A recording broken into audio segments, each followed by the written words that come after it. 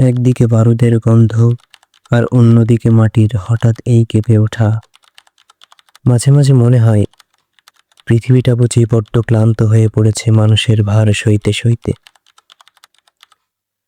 ইতিহাস সাক্ষী, এই মাটির উপরে এক সময় দম্ভ নিয়ে হেঁটেছিল কারুন, যার ধনভাণ্ডারের চাবি বহন করতে বিশাল এক শক্তিশালী দলের প্রয়োজন হতো।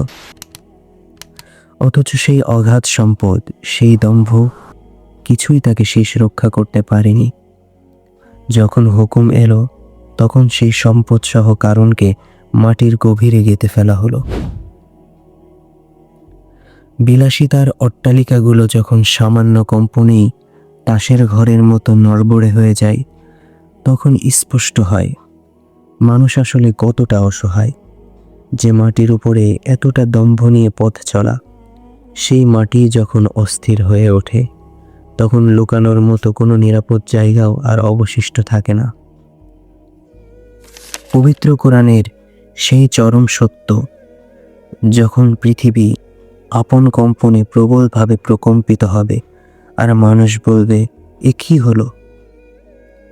হয়তো এই ছোট ছোট কাঁপুনিগুলো আসলে কোনো বড় প্রলয়ের পূর্বাভাস।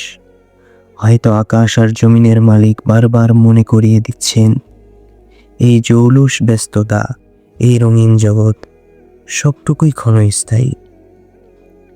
দিন শেষে মাটির উপরের এই ঘরগুলো একদিন মাটির সাথেই মিশে যাবে। থেকে যাবে শুধু নিজের করা ভালো কাজগুলো আর সেই চিরন্তন সত্যের কাছে ফিরে যাওয়ার ধ্রুব বাস্তবতা। সময় হয়তো ফুরিয়ে আসছে, তবুও কি হৃদয়ের এই ঘুম ভাঙবে না?